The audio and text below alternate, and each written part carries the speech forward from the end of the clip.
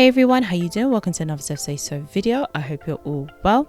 This is a requested video, so thank you so much for the request. And as the title suggests, we're going to be talking about one of the biggest groups to come out of the UK. They had the style, the image, the catchy songs. But whatever happened to 5 Star?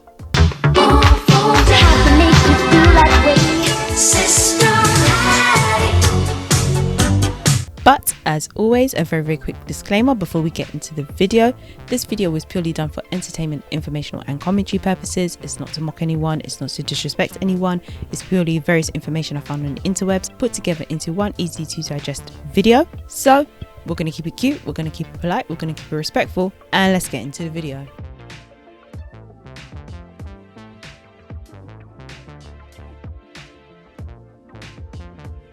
Five Star were a British pop group formed in Romford, Essex in 1983. The group were made up of 5 siblings: Stedman Pearson, the eldest and the costume designer in the group, born in June 1964. Doris Pearson, the choreographer, vocalist and songwriter in the group, born in June 1966. Lorraine Pearson, the vocalist, songwriter and spokesperson in the group, born in August 1967. Denise Pearson, the lead vocalist and songwriter in the group, born in June 1968. And Delroy Pearson, the producer, songwriter and vocalist in the group, born in April 1970, according to officialcharts.com. And you all do different jobs within the band. You do the choreography, don't you? I do the choreography. And we've got Stedman at the end, who does all the design for it. That's right. I do the vocal arrangements. You do the vocal arrangements, right? Do you have a special job? Well, I write a lot. You write a lot? And what about Delroy? He produces and writes as well. And he likes to go fishing. According to Last.fm, at the age of 15, Denise persuaded her father, Buster Pearson, to allow Denise and her sisters to record the track Problematic. The parents liked what they heard, but also insisted that their brothers join the group. It has been said that the idea for the brothers to join the group was expressed by their mother, Dolores Pearson. It was just the 3 girls to begin with at first, as a group. But then my mum said, if we're going to be a group, why not the 5 of us? Denise explained exactly how 5 Star came about in her interview with classicpopmag.com in January 2020. She said, at the time he was looking for 3 girls to sing this demo called Problematic. So myself, Lorraine and Doris got together and we sang it, and Daddy loved it. Then he had a dream where someone told him to take a different course. Mummy said that he told her that he was going to have the 3 girls in the group, and she said, well, why don't you have the 5 of them in a group? Because we're all so close in age. We were all leaving school. Lorraine had left, Sted had left, and Doris had left. I was just about to leave. Dale was still in school, he was 13. Mum said, put them all together and call them 5 Star. And this is where 5 Star was born. Buster became the group's manager. He was already in the industry as he was a musician himself, both in Jamaica and the UK, and had toured as a guitarist for musicians such as Wilson Pickett, Otis Redding, Jimmy Cliff and Desmond Dekker. Their mother, Dolores, handled the business side of things, according to the blog site Music of the Rare, Obscure and Unknown.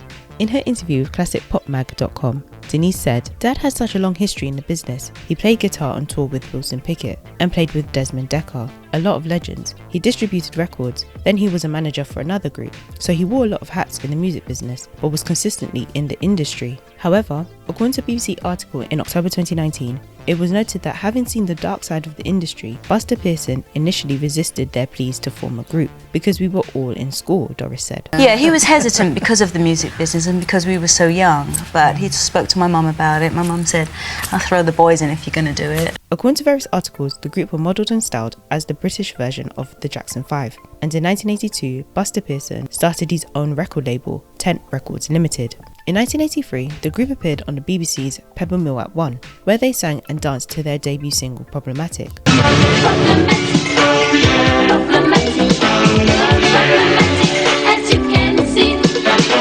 In her interview with Choose 80s on YouTube in March 2022, Doris confirmed that the first TV show the group appeared was Pebble Mill at 1. However, the group were already performing on the PA circuit a few years previously, so if you hadn't seen them, you would think that 5 Star were an overnight success, which wasn't the case. What was the first TV show you appeared on? That was Pebble Mill at 1. Because people hadn't, if you hadn't seen us on the PA circuit, like a couple of years previously, you wouldn't know. You would just think we were an overnight success, but we weren't. We were doing PAs for, you know, not a long period of time, but enough to feel confident about performing. In the same interview, Doris explained how 5 Star got the TV appearance. Yeah, that's kind of how we got onto TV, was by an act cancelling. I think it was a group or a band, I can't remember, but they cancelled and they knew we'd been on the circuit doing PAs. Yeah. So called my dad at Tent Records and we got the phone call.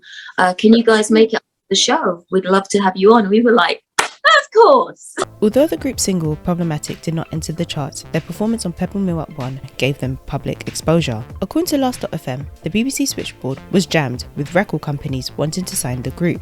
Also, according to Last.fm, Buster said that the group was signed to his record label Tent Records, but they needed a larger company to buy Tent Records, which will then allow the record label acquiring 5 Star. The record label successful in doing so was RCA Records. According to the blog site Music of the Rare, Obscure and Unknown, however, it was noted that according to Buster Pearson, RCA Records were on the phone offering 5 Star a record deal before the end of their performance. Stedman confirmed this in the TV special We Are Family, where he said that after their performance on Pebble Mill at 1, RCA wanted to meet the group and sign the group for a single deal. Eventually, the group signed a licensing deal with RCA Records. In her interview with BBC News in October 2019, Doris records RCA wanting to pigeonhole the group as an R&B group.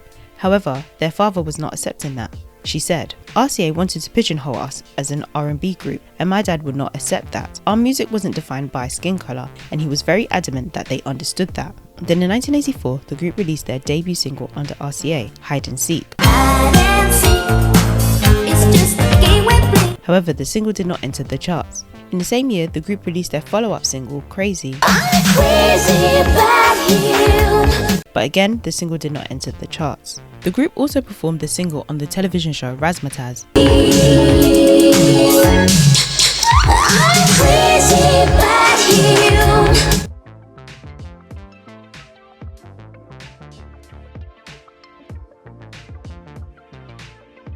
In May 1985, the group released what would be their breakthrough hit, All Fall Down, which peaked at number 15 on the UK singles chart, spending a total of 12 weeks on the chart. The single also did well internationally, peaking at number 6 in the Netherlands and on the Billboard Dance Music Disco Club Play chart, number 9 on the Billboard Hot Dance Music Maxi Singles Sales chart, number 13 in Belgium, number 16 on the Billboard Hot Black Singles chart, number 46 in New Zealand and number 65 on the Billboard Hot 100. The group also performed the single on Soul Train over in the US.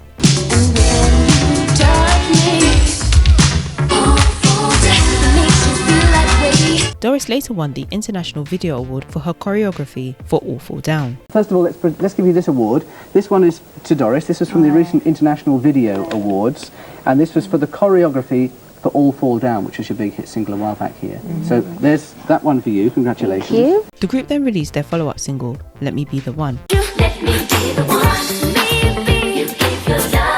which peaked at number 18 on the UK singles chart, spending a total of 9 weeks on the chart. The single also did well internationally, peaking at number 2 on the Billboard Hot Black Singles chart, peaking at number 9 on the Billboard Hot Dance Music Disco Club Play chart, peaking at number 11 in the Netherlands, number 19 on the Billboard Hot Dance Music Maxi Singles Sales chart, number 30 in Belgium, and number 59 on the Billboard Hot 100. According to some sources, the group's debut album Luxury of Life was released in June 1985. According to other sources, however, the album was released in August 1985. Nevertheless, the group's debut album Luxury of Life peaked at number 12 on the UK albums chart, spending a total of an incredible 70 weeks on the chart. According to Last.fm, the album did not hit the top 20 until a year after its initial release. The album also did well internationally, peaking at number 14 on the Billboard R&B albums chart, peaking at number 24 in New Zealand, number 25 in the Netherlands, and number 57 on the Billboard 200. The album was certified platinum in October 1986, selling over 300,000 copies in the UK alone. Then, in September 1985, the group released another single, Love Take Over, which peaked at number 25 on the UK singles chart, spending a total of 9 weeks on the chart. The single also peaked at number 34 in the Netherlands. According to Wikipedia, a remix version to the single was released in the US and peaked at number 9 on the Billboard Hot Black Singles chart and number 30 on the Billboard Hot Dance Disco Club Play chart. Some sources state that the single was released in the US in 1985, whereas other sources said that it was released in 1986. The penultimate single from the album, RSVP, was released in November 1985 and peaked at number 45 on the UK singles chart, spending a total of 6 weeks on the chart. In January 1986, the group released what will be their final single from the album, System Addict, which peaked at number 3 on the UK singles chart, spending a total of 11 weeks on the chart. The single also did well internationally, peaking at number 7 in Switzerland, number 19 in Germany, number 24 in Belgium, and number 25 in New Zealand. According to Wikipedia, it was the single System Addict which led to the success of the group's debut album and becoming certified platinum in 1986. Also in 1986, the group were nominated for a Grammy Award for Best R&B Instrumental Performance for the track First Avenue, which had been released as the B-side of All Fall Down. According to a BBC News article in October 2019, School was put on hold as the band set off for a promotional tour of the US. Whilst in the US, Disney offered 5 Star their own TV show. However, Buster declined as he prioritised the follow-up to Luxury of Life. Then in April 1986, the group released what would be their first single from their upcoming album, Can't Wait Another Minute. No, I can't wait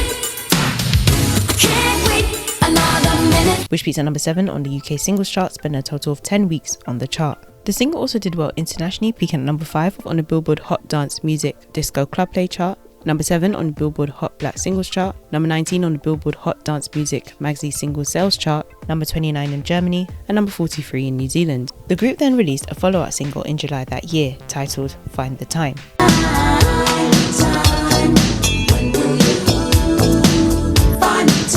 Which peaked at number 7 on the UK singles chart, spending a total of 10 weeks on the chart. The single also did well internationally, peaking at number 14 in Switzerland, number 27 in the Netherlands, number 32 in Belgium and New Zealand, and number 42 in Germany. Then in August 1986, the group released their second album, Silk and Steel, which peaked at number 1 on the UK albums chart, spending a total of 1 week at the number 1 spot. However, the album spent a total of an incredible 58 weeks on the chart. According to Last.fm, the group broke the record for being the youngest act to top the UK albums chart. The album also did well internationally, peaking at number 17 in Switzerland, number 22 on the Billboard Top R&B Albums chart, number 24 in the Netherlands, number 28 in Sweden, number 30 in New Zealand, number 51 in Germany, and number 122 on the Billboard 200. The album sold approximately 1.2 million copies and was certified triple platinum by 1987. The group then released another single, Rain or Shine. And this is how I shine. You'll always be. This gave the group their highest ever UK chart position, peaking at number 2 on the UK singles chart, spending a total of 13 weeks on the chart. The single also did well internationally, peaking at number 18 in the Netherlands, number 19 in Belgium, and number 28 in New Zealand. Speaking with BBC News in October 2019, Doris recalled the slight difficulties the group had recording the single Rain or Shine. She said, "We had quite an ordeal recording that. The vocal, especially the lead vocal, wasn't happening. We tried a lot of things, moving around, taking the microphone out into the hallway, but I think it was just technique. She, Denise, was lacking at the time. It was tricky, but we got it done in the end. And they do say some of the trickiest ones are the ones that become a hit." At the end of 1986, the group released their 4th single from the album, If I Say Yes. If I say yes, I say yes. Will you treat me right?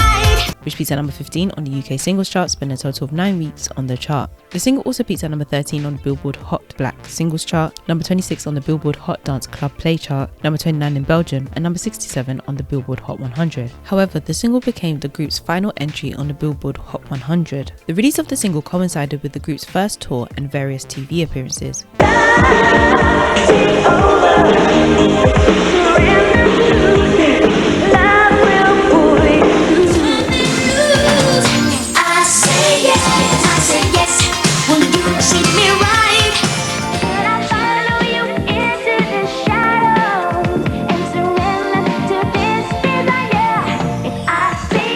The group single If I Say Yes also appeared on Soul Train in 1986.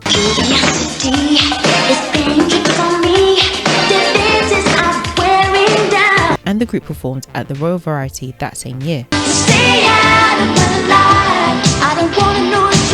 Also in the same year, the group performed at the last ever showing of Pebble Mill at 1. Case 5 Star. They didn't even have a recording contract when they came here. Here they are joining us today for our final programme and another look at the Pebble Mill building. Been coming on so strong. I know you've been confused. And on a television show in the Netherlands.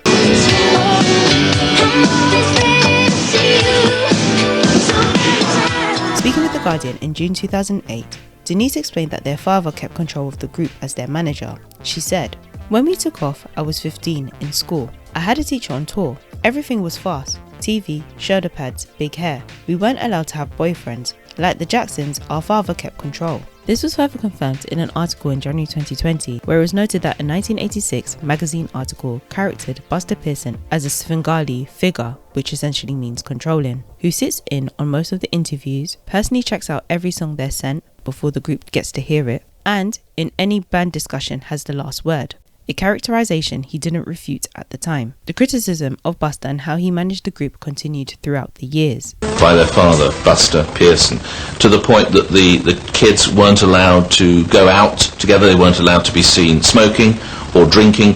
They were almost like some weird religious sect. Your father was obviously a very big influence on getting you started, and indeed when your career took off, and he was criticised for being too protective at the time. No, the criticism wasn't fair. We have so many interviews, and at that time we were all teenagers, and they were saying, you're all living in the same house, you all go to bed at a certain time. Now I don't know what other teenage children would be doing, but I'm glad that our dad protected us. I mean, they were like, you weren't out doing drink and drug and smoking. No, because we were raised well, we're teenagers, we didn't want to do those kind of things. And I think as a parent, I mean, when you have children, I think you yourselves, you would look out for your children. Definitely. In 1987, the group released more music from the Silk and Steel album, and in February that year, the group released the single Stay Out of My Life, which was written by Denise and co-produced with their father Buster, according to the blog site Music of the Rare, Obscure and Unknown. Stay out of my life. I don't wanna know it's true. The single peaked at number 9 on the UK singles chart, spent a total of 9 weeks on the chart.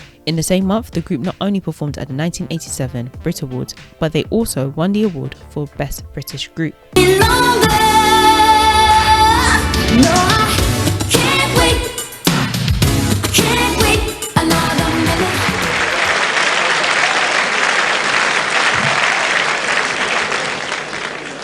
We're very honoured to be here tonight and very surprised as well. 5 Star made history that night as they were the first black group to win a Brit Award. In 1987, you won the Brit Award, didn't you, for Best British Group? Yes, we did. And you were you made history really by being the first black group to win the Brit Award. That's so cool of you to bring that up, because somebody on my Instagram said this is a major point that nobody ever brings up, Doris, and it needs to be recognized because this is a huge deal, especially for us, you know, a lot of cultured families. It was like, wow, they can do it, so can we, you know, so that's a very important fact. The group also won the award for Best Group at the 1987 Smash Hits Winners Poll. In April 1987, the group single Are You Man Enough peaked at number 15 on the Billboard Hot Black Singles chart, spent a total of 12 weeks on the chart. This single was only released in the US. According to some sources, the single was released in 1986, whereas other sources state that it was released in 1987. Also in April 1987, the group released the final single from the album, The Slightest Touch,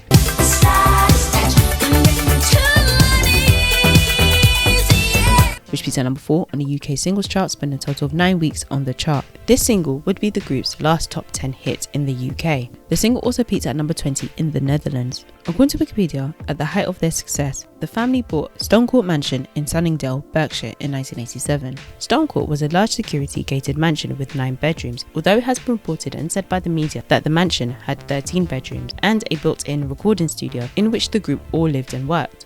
The group also owned a fleet of supercars, including Lamborghinis and Ferraris. However, their affluent lifestyle was heavily criticised in the press. Denise went into further detail about the Sunningdale mansion and the cars the family owned. She said, "Everybody was getting cars. I was the last one to get one. I was like, how come I don't have a car? Dale had his Porsche. I didn't have a car because I couldn't drive. And Daddy said, which car would you like then? And I said, I'd like this one. And it was a Lamborghini. So he said, pass your test and I'll get it. But it wasn't about being flamboyant. It was just normal everyday life. What kind of car will you get me, Daddy?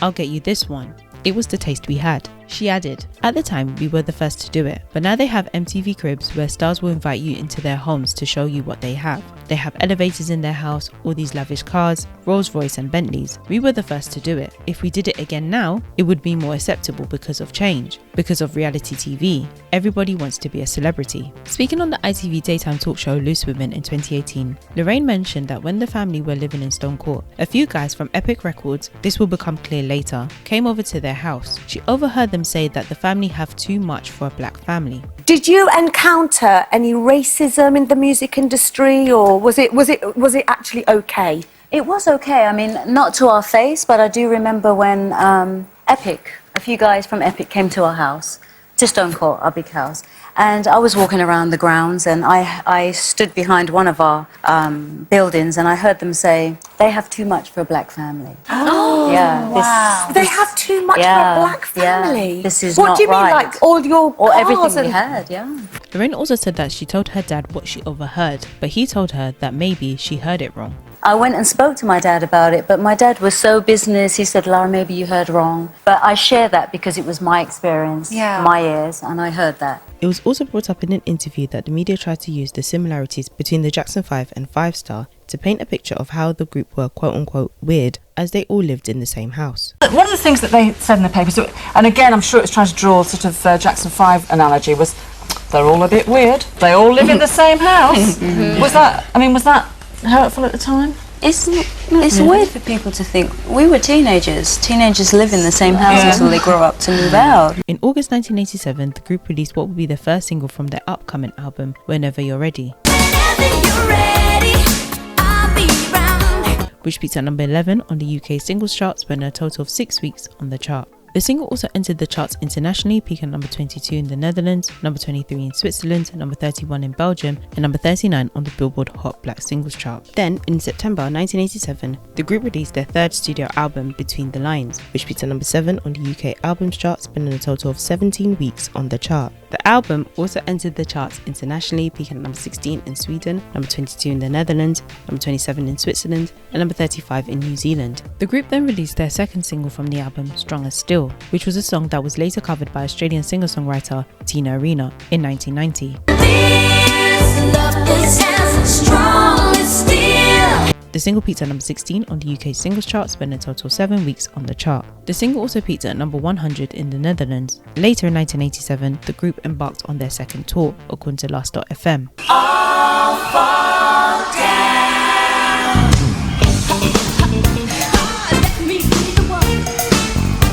In the same year, the group made various TV appearances.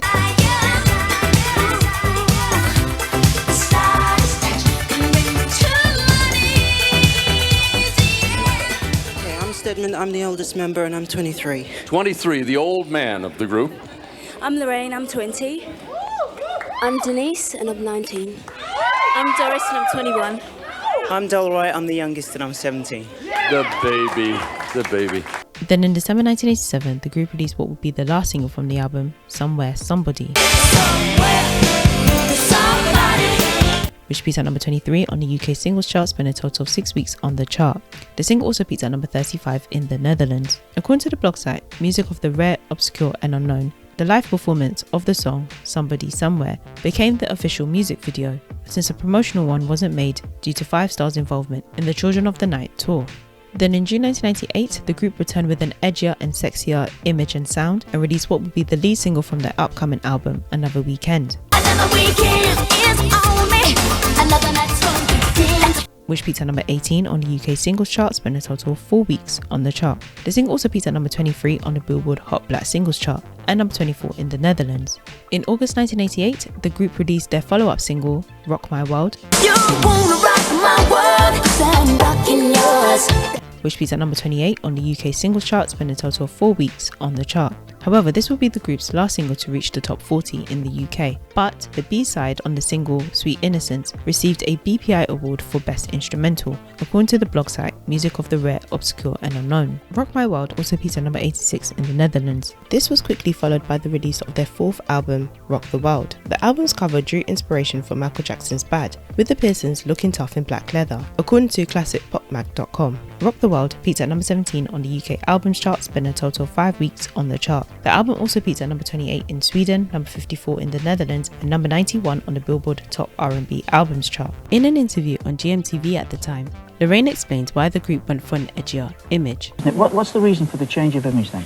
Well, it was our music, the first 2 singles off the album, Another Weekend and Rock My World. It was quite different. The music was quite different to what we usually do, so we thought the image went with our music, so we just changed it for those 2 singles. Also in the US, the group released the third single from the album, Someone's in Love, which peaked at number 36 on the Billboard Hot Black Singles chart, spending a total of 9 weeks on the chart. On the track, Someone's in Love, it was Doris who sang lead, instead of Denise, who sang lead on all of 5 Star's singles. In September 1988, the group released the penultimate single from the album, There's a Brand New World,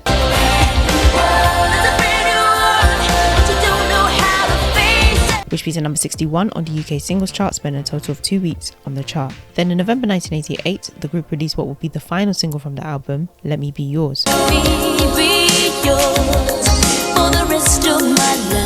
which peaked at number 51 on the UK singles chart, spending a total of 3 weeks on the chart. This was the group's intended Christmas single.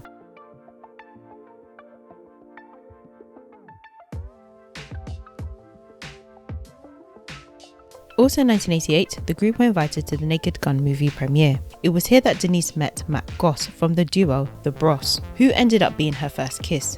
I beg your pardon? My first kiss. Oh, was he? Yeah, Matt Goss. First kiss? Yeah. Really? Well, we met when we went to see The Naked Gun. I went to see The Naked Gun when it first came out. Leslie Nielsen, yeah. Yeah. Okay. And so they set us together in the cinema. Denise also told the Daily Record newspaper in 2012, they put us in a certain area to watch the movie Naked Gun with Leslie Nielsen and Priscilla Presley, and we sat next to one another. I thought Matt was so gorgeous, and he still is. We just kept it quiet. We went to Barbados together for a week and shared a villa. It was wonderful. In the same year, Lorraine had what has been described as an ill-fated romance with Hollywood star Eddie Murphy. According to the Mirror newspaper in June 2018, Lorraine said, "We were at our house and had nothing to do but to answer fan mail. I was depressed. We didn't have anyone else to talk to." Lorraine essentially went into the TV room where her brother Delroy was watching an Eddie Murphy stand-up comedy show, and she started laughing. So she wrote to Eddie thanking him for making her happy when she was so down. Then 2 weeks later, Eddie's secretary called, saying that Eddie wanted to talk to Lorraine. She said, "He asked would I mind if he flew to England and took me for dinner. Within 5 days, he was on one knee proposing. I was 21 and my heart was saying no, but I said yes. We went out to a restaurant to celebrate and it was the worst night of my life. It was so quiet and I was freezing. Eddie said, if you are cold, don't expect me to give you my jacket. My brother Del got up and put his jacket around my shoulders." She added, "The day he proposed was the day it ended. It was 3 a.m. and he said to me it was time to go to the hotel. So I said, I'll see you tomorrow. But he said, we're engaged, you're coming with me. I just said, my parents didn't raise me that way. We aren't married yet. So he asked for his ring back. I just took it off calmly. My dad said, you have to go and fix this. I just said, if you want to marry him, you marry him. I'm not." So I said to my mother that, you know, if I'm ever famous, I would always write to my fans. So I sat doing that. And then it got quiet. We were just the 5 of us at home, and my brother was watching one of his stand-ups. Yeah. So I found him really funny, made me smile. So I thought, let me thank him for his talent. I left no address, no number, nothing. And within 2 weeks, he had called. His secretary called and said, "Eddie wants to speak to you." And then he says, "Can I come and take you out to dinner?" I was like, why not? So I did. So he hopped on a plane and just came over from America. Yeah, there's so much to say about that. I know. So, can I... what happened at the dinner? What did you have for dinner? At the dinner that he took me out to, yeah, I mean, engagement dinner. Was he everything you wanted it to be? Or? No, he was nothing that I wanted him to be. Unfortunately not. I remember when we got engaged, I didn't like the ring. I thought it's a diamond cut in the shape of a diamond. Can I just interject? At what point did you get engaged? Oh, 5 days. 5 days. Yes. And we had wooden floor, so he got onto one knee and he heard someone coming, so he jumped up and sat on the sofa. And he said, "Will you marry me?" And I said, "No, no, no, no, no. Yes." Did you not find that a bit odd? I don't know. I was 21 and it was never been out with anyone. Yeah, was he your first boyfriend? Yes, he was. Very first. Yeah. Because he wasn't very nice to you. I mean, you told a story about the jacket. You were cold in the restaurant. He said, yes. Tell us that one. We were engaged at that time, and I was freezing. When I get nervous, I get cold. And he saw me doing this and he said, "Don't expect me to give you your jacket because I'm not getting cold." So my brother was with me, Del, and he took his jacket off and put it around my shoulder. Oh. However, at the time, Eddie Murphy denied that he was ever engaged to Lorraine. He told the Daily Mirror newspaper in October 1988, "I met the whole 5 Star family. They are all very nice people. We had dinner together, but there was never an engagement." In the same article, it was noted that Lorraine's father, Buster, wanted Eddie's blood for what he did to Lorraine. He said, "If I could get my hands on him, I'd kill him." In April 1989, the group released a new single, With Every Heartbeat, which peaked at number 54 on the UK singles chart, spending a total of 3 weeks on the chart. This single was featured on the group's Greatest Hits 5-star album, which peaked at number 53 on the UK albums chart, spending a total of 3 weeks on the chart. Whilst promoting the single With Every Heartbeat, the group made an appearance on the British children's TV show Going Live, when during a live phone-in, a teenage caller verbally abused the group and asked them why they were so fucking crap. Okay, Elliot, what's your question? I'd like to ask 5-star where they're so fucking crap, they're fucking Thanks very much, Elliot. The caller has since apologised. What does that apology mean to you? I've got to say, Elliot, thank you for the apology, and I know that he was just a kid at the time. Stedman also expressed how the call affected the group, especially Delroy, as he was the youngest. It was a complete shock for me, especially for my little brother. I mean, he's the youngest out of all of us, so to hear that,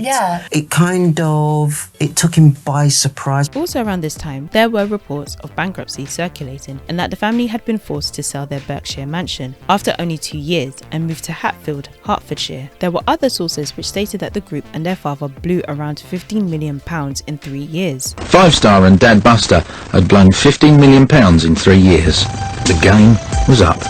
He just fell too easily into the rock star manager mould. His financial control was absolutely hopeless, and the band just spiralled off into appalling series of debt. Additionally, there were also reports going around stating that the group had lost a lot of money after a studio investment that backfired. Lorraine clarified what actually happened to the studio investment offer falling through. You being out of money, I mean, do you owe anybody any money? I think the only place where they get the question of owing people money is that we built a recording studio for 2.5 million, but we wanted to let that out for people, other artists to use, but the business didn't take off, the money didn't come in that was expected to come in. So that's, I think, on that side, that is where they got all the money problems from. Rumours have just built on from there. That was a big money loser, the studio. Obviously, you regret putting all your money into that. Like any business, it either works out or it doesn't, and ours didn't. Lorraine repeated this in an interview on UK Living in 1995. Lots of things in the papers about the fact that kind of at the end of the 80s that you had a lot of financial problems, and I mean the press had a bit of a field day, didn't they? They said you had massive financial problems and you were in huge debt. I mean, was there any truth in that at all? Well, it wasn't massive. We went into business venture, invested in a studio in our home, right? And that didn't. We lost a lot of money with that, but it wasn't. I think they extended it into our home because we were moving, so they piled onto a whole new story, and just because we didn't let them know we were going, so I guess they just made up a whole stuff about us. In an interview with The Guardian in June 2008, Denise explained what really happened with the Berkshire mansion and the bankruptcy reports. She said, "When we became well known, we bought Stone Court, a mansion with dogs and security gates. Fans camped outside. We weren't allowed out, so we'd throw open the gates and romp in the street at 2 a.m. When I passed my test, Dad said, 'Which car would you like?' I got a Lamborghini Countach, champagne interior, and crashed it into my sister Lorraine's Ferrari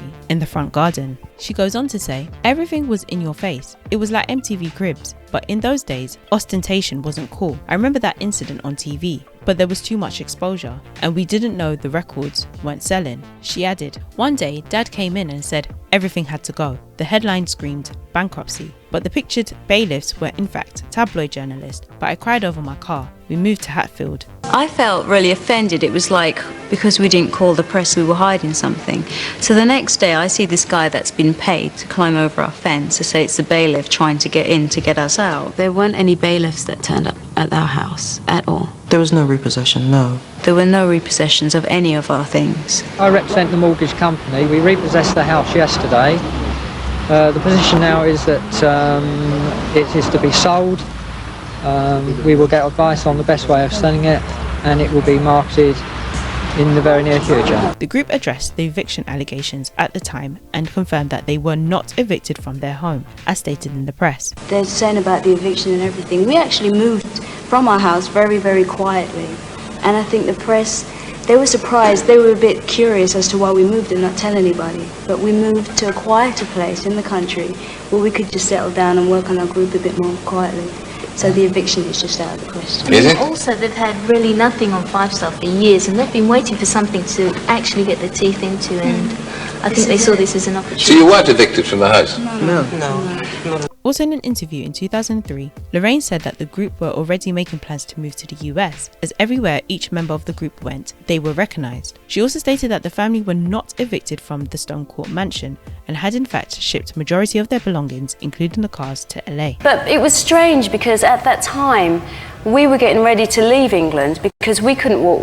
We'd planned to go shopping, but we'd go through the door of the shop and come out the back and couldn't do anything. So I said to my dad, the only mistake we made was not calling the press to say we're moving. I see, is that what happens? They see you moving and they jump to the assumption. The guy jumping over the gate, God knows, I don't know who he was, but it was like, because we shipped our cars to LA, we all have our homes in LA. News of the world were like, hang your pockets out and show that you have no money, hold a cornflakes box and with no food coming out of it. And it was like, and they were like, we'll give you 70 grand for it. I said, no thanks, I don't need it, not for this kind of publicity. Does it